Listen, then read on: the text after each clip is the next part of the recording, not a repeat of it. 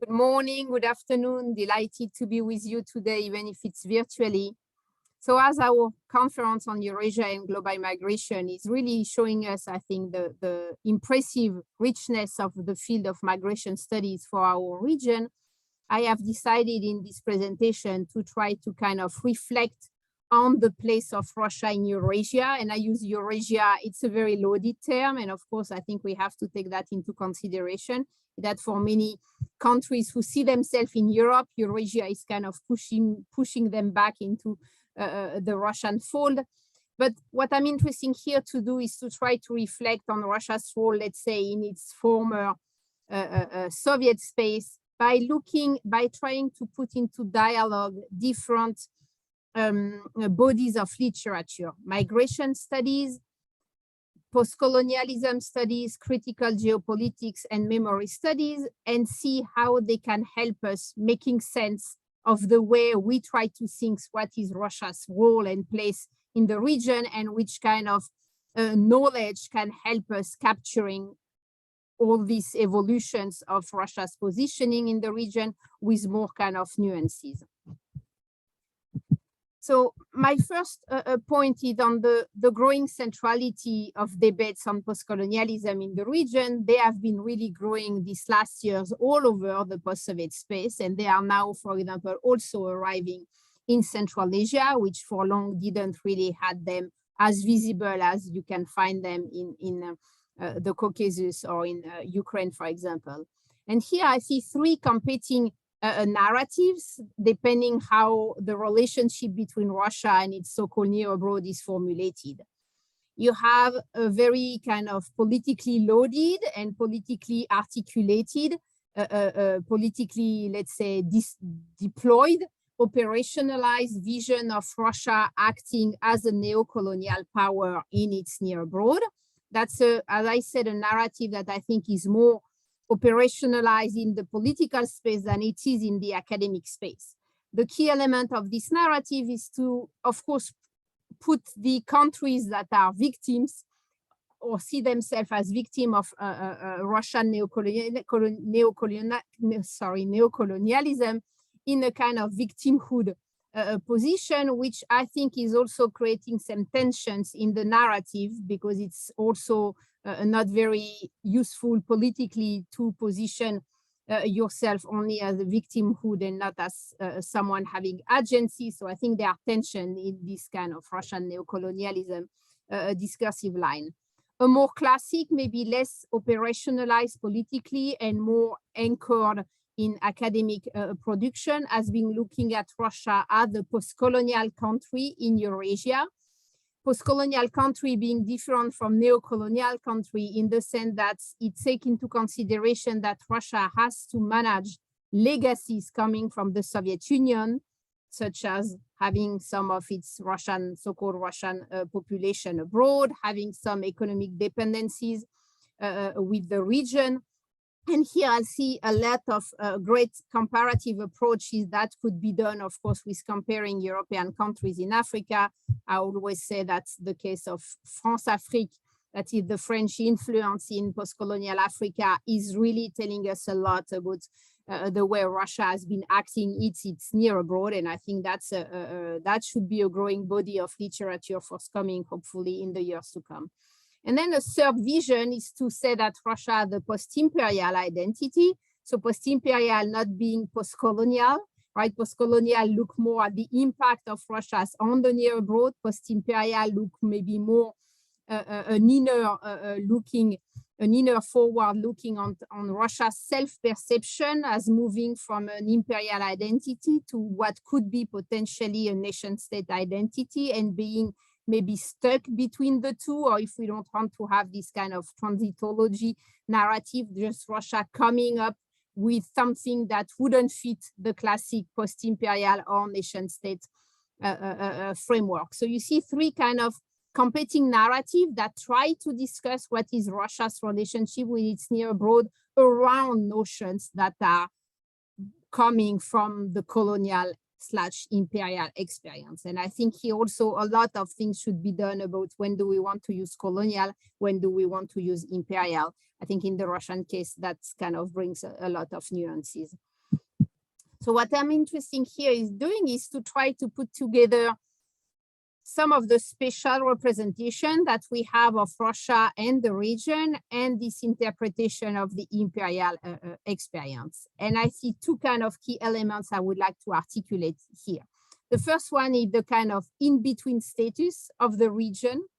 So we have, as you all know, in Russia, this long tradition, both politically and intellectually, to present Russia as always being between Europe and Asia, between West and East, between Christianity and Islam, whatever the categories are, but having this very strong in-between status. This in-between status is never neutral. It always implied some scale. Some scale saying that one of the two sides is culturally more developed and one of the two scales is bringing dangers, right? The tradition is, of course, to say that in the superiority scale, the West or Europe would be superior to East or Asia. And in the threat scale, reversely, the danger would come from South or East and not from the West. That's what would be the kind of intellectual tradition. It has been challenged by several different ideological trends. But what I found interesting is how it is now kind of indirectly reproduced or embedded into the way we are thinking and Russians themselves are thinking. The fact that Russia is both a country that are sending migrants abroad and a country that are receiving migrants at home, right? So we have this vision of Russia sending its best, its skilled younger generation abroad toward developed countries and receiving so-called unskilled migration, mostly from the South. So here you have this kind of indirect superiority and threat scale that is reproduced here. But what I found even more fascinating is the difficulties or the tension existing between two contradictory mental atlas, right? The geopolitical one and the cultural societal one. In the geopolitical one, tension is with the West and not with the East of the South. But in terms of cultural or societal experiences, if you look at surveys done in Russia, the danger is mostly coming from South and East and not necessarily from the West or from Europe, which is on the contrary associated with what is considered as the cultural norm toward which Russia should move to, right? So two really interesting kind of contradicting mental atlas that have this kind of special representation of this in-between status. And of course, depending if you define the West or Europe, or if you define Asia or Central Asia or China, you get a lot of nuances on how this kind of superiority / threat scale are kind of is functioning. What I also found fascinating is how much this in-between status that is very traditional in Russian thinking has been kind of now applied to all the countries surrounding Russia, right? They both themselves use that narrative, and scholarship is also using the narrative by presenting them as being in between and having kind of a shared neighborhood status. And here we see two kind of shared neighborhood status. One is the shared neighborhood between EU and Russia. That's a shared neighborhood with a lot of political and kind of normativity tensions. And then we see the shared neighborhood between Russia and China over Central Asia, which is a much more consensual one in terms of the relationship between the two great powers, not necessarily about how the Central Asians are receiving that.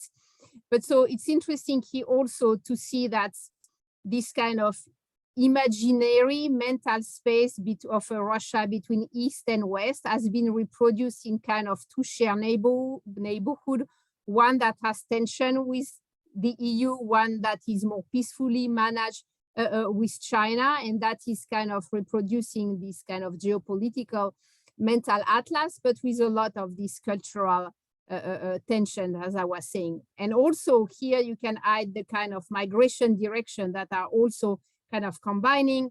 The Central Asian region is mostly sending migrants to Russia, while the shared neighborhood between EU and Russia is sending its own migrants in both directions, right? Both toward Russia and toward the EU. And here also a great field of research of knowing how, I don't know, Moldovan or Ukrainian migrants, depending if they migrate to Russia or if they migrate to an EU country, produce different kind of experience, transnational community narratives about what it means for them to be in this kind of in-between migrant status. So a lot of kind of different ways and to articulate what can be this kind of in-between status and the relationship to migration and the kind of big mental atlas critical geopolitics tools.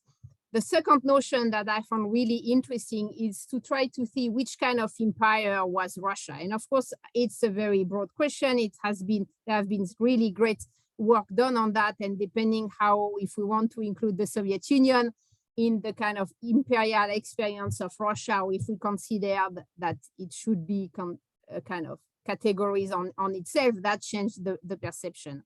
What I see here emerging is kind of three big potential parallel or vision on how we want to think Russia as an empire. The more kind of Habsburg melting pot aspect, the more kind of classic European type colonialism, or which is another version of something that is also a form of empire, which is the American frontier.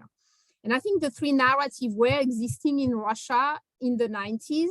Now the third one is really a minority one. Very few groups in Russia would identify with this American frontier narrative. It's still there among some Russian nationalist group that likes to parallel themselves with the American frontier, but also the Australian frontier, or with some South African experience. And you can see that this kind of parallel means that it's a group of people who have a vision of themselves that is very racialized, ethnicized, racialized. It's really about a kind of Russian as a white identity, conquering spaces that are supposed to be empty, of course, without a denial of the presence of indigenous culture. This is really a minority vision. What I see as the kind of the big symbolic fight now is between referring Russia as an empire in the Habsburg style, or referring Russia as an empire or as the colonial empire in the kind of European type. And here you see what I'm trying to bring here in the discussion is that the Russian official line and the dominant framework, I think on the Russian side, is to see itself more following this kind of Habsburg melting pot. And that's where all the Eurasian narratives promoted by the regime and by different intellectual groups is coming, that is thinking that Russia in Eurasia, it's a kind of community of destiny of both big and small people living together in peace, but also sometimes in tension, and having created a kind of specific civilization of its own. On the other side, mostly outside of Russia, among the former Soviet countries, it's more, of course, the vision of Russia's relationship to Eurasia as being a kind of classic European colonialism that dominates, with a narrative about political domination, economic exploitation, and cultural assimilation or acculturation. And so here also, I think it's really an interesting framework for us as scholars to think about how we could create comparative approach between the Habsburg experience and the Russia and Eurasia experience, and the European colonialism experience and the Russia-Eurasia, to try to kind of give some scholarly arguments or some scholarly nuances to both narratives. So what can we learn from outside the region if we are interested in making this kind of comparison? If we look at the European type colonialism, what is telling us as kind of line of research that we can be developing when looking at Russia is that there are always tense relationship between those who are identified as colonized or former colonized and those who are identified as former colonizer or are identified as former colonizer. You have a whole parallel to make between the way Russia in the post-Soviet space is trying to maintain economic dominance, clientelism, supporting friendly regimes, the same way as European former colonial power, especially France, but also UK, potentially some other, Portugal, are also or have been trying to do the same in their former colonial space. I think the parallel also between kind of vanning soft power for Russia in Eurasia, put in competition with multiple other soft power, should be also parallel with the experience, for example, of the French vanning soft power in Africa. And then another element of the comparison that work in that, if we put that framework of European colonialism on the Russia-Eurasia relationship, it's to have a xenophobic public opinion. Here, I think the European case is kind of one step forward in xenophobia, in really now clearly identifying labor migration as a kind of reverse colonization. It's very clearly formulated, for example, in France now. I don't think it is formulated as clearly in Russia because the colonization of Central Asia is not necessarily framed as colonization, and therefore labor migration is not necessarily framed as a reverse colonization. But the growing kind of xenophobia is really an element here also for comparison.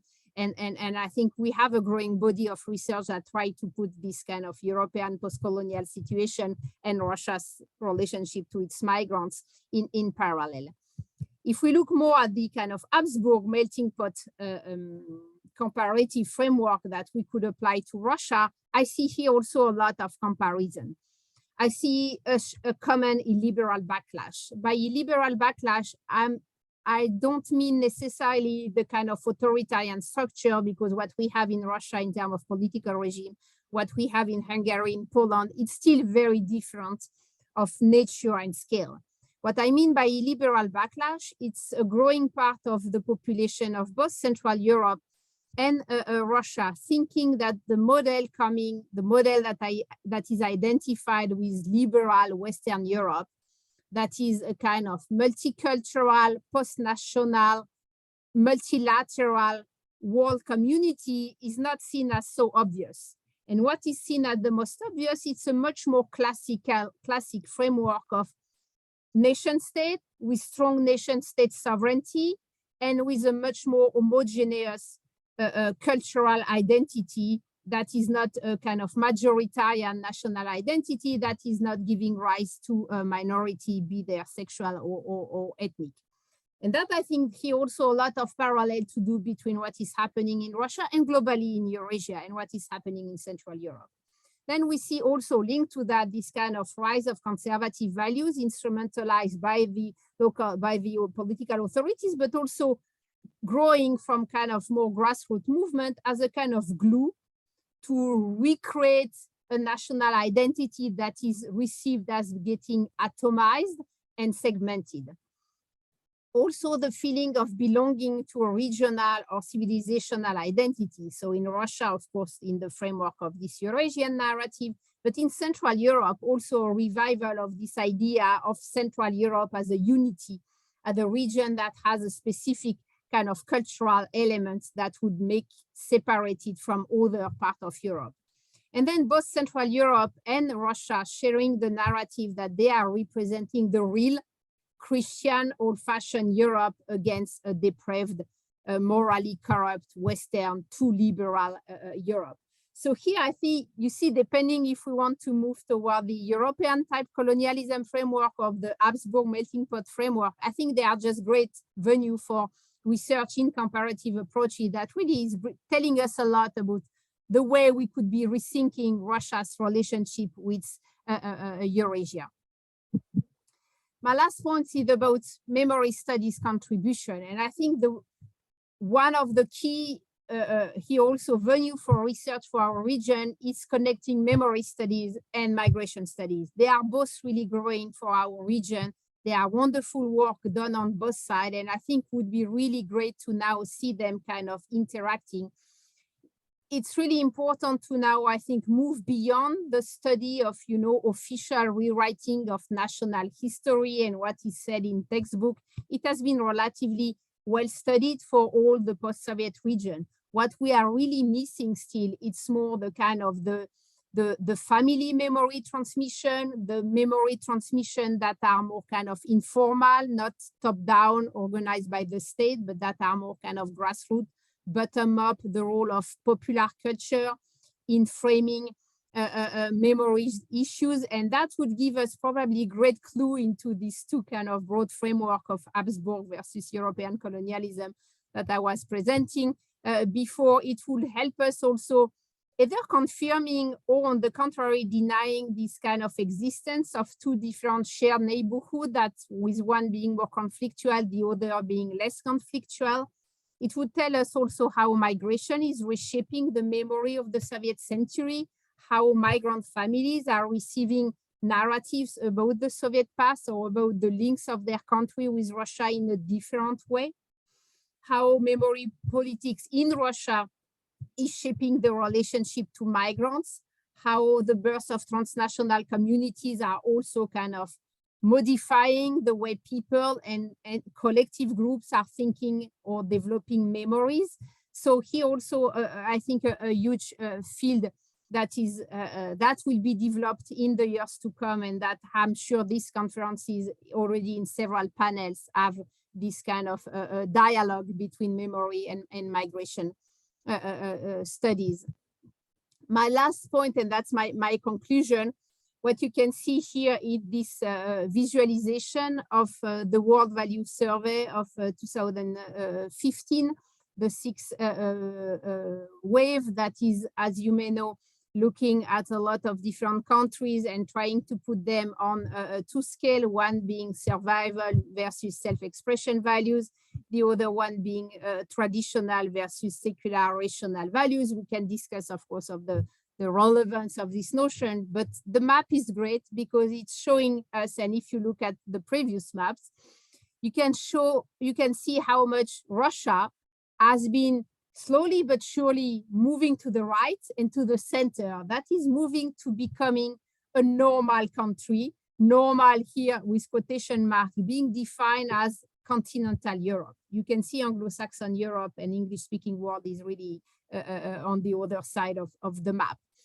And so it's interesting to see that there is in Russia a growing normalization of the societies on many aspects that doesn't, and I don't have any kind of normative values or definition in this normalization. Normalization can also be xenophobia, right? It's becoming a normal feature in the sense of a widespread feature of European societies, and on that Russia is also normalizing itself. It can be about values, about a feeling of danger, about feeling of belonging to a collective identity or feeling atomized.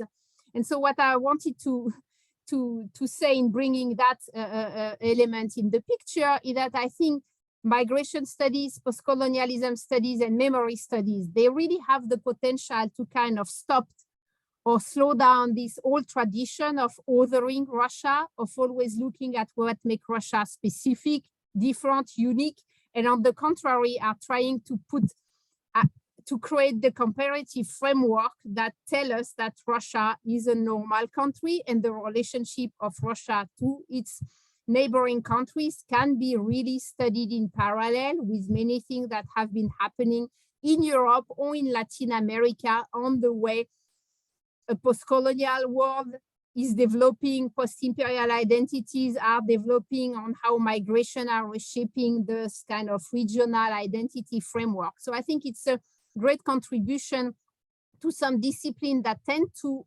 continue to otherize Russia, like political science very often. I really think that migration studies, post-colonial studies, and memory studies are really kind of showing us the way for this kind of still missing comparative approach. And I will stop here, and I'm really very much looking forward to the discussion.